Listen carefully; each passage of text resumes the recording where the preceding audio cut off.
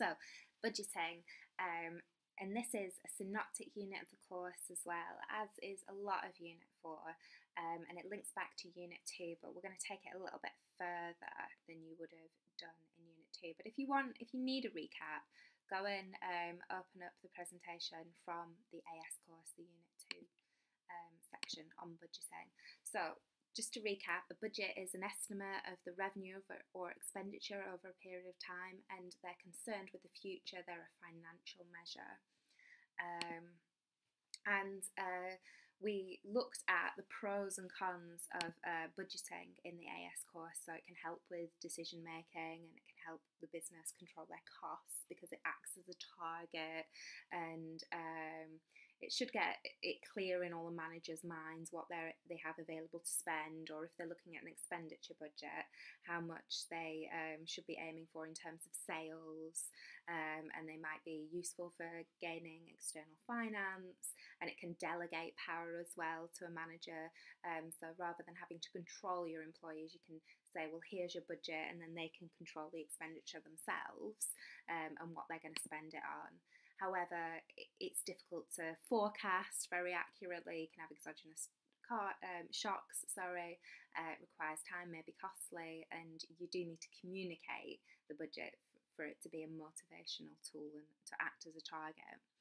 So that was all the AS course. However, when we're looking at the A2 course, we're taking it a little bit further, and what we're looking at is variance analysis, which is where you're comparing what happened and what you budgeted to happen, and you're looking for differences in those two figures, and you're looking for reasons maybe to investigate why there were differences. So if we just have a quick overview. So unfortunately, when we're looking at variance, there's no like simple straightforward formula for it, because what you have to do is make a judgment call based on what the actual figure you're looking at is. So I'll take you through this now. So sales revenue budgeted 840,000, but the actual was 790. So it varies by 50,000, and this is adverse being bad, favourable being good, because you had less revenue coming into your business than you'd hoped for. Okay.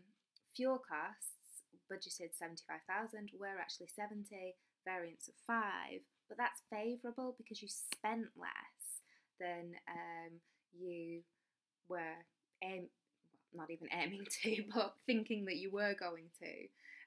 So that should contribute positively towards the profit that the business makes. So here we have adverse for the raw material costs because spent £20,000 more, and favourable for labour costs because they were £3,000 less than budgeted.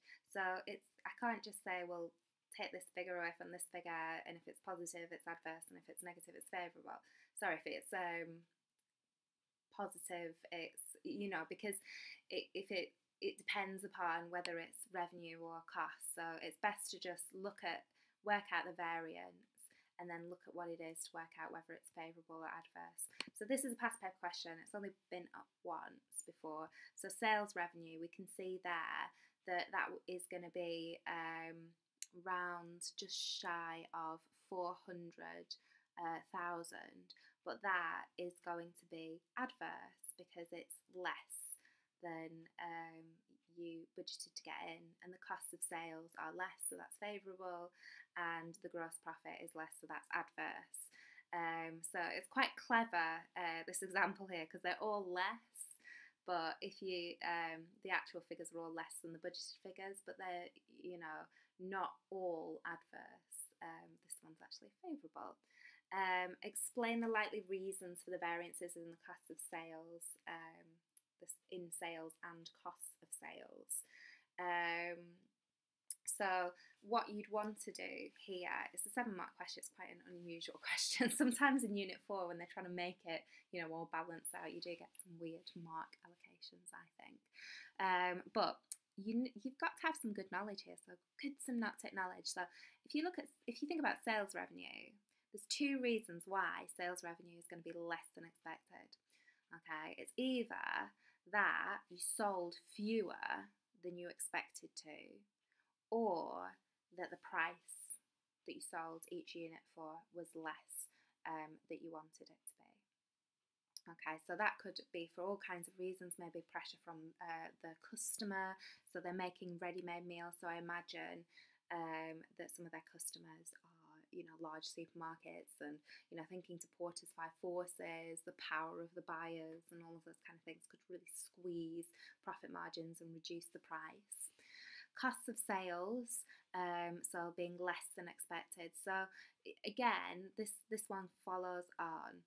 So maybe if you sold fewer units, so it's a smaller volume you're selling, then you needed fewer resources, because cost of sales are looking at your direct costs. So, you know, whatever's going into that ready meal would be one of those direct costs. So if you're making less of them or fewer of them, then you're going to need fewer ready-made ingredients or whatever, plastic and all that cellophane stuff that they put on it. But it could also be another factor that could have influenced that is that the raw materials might have decreased in price. You know, there might be a new supplier out there. So I think it's coming up with reasonable points here, and they're reasonable if you know how what cost of sales is made up of and what sales revenue is made up of.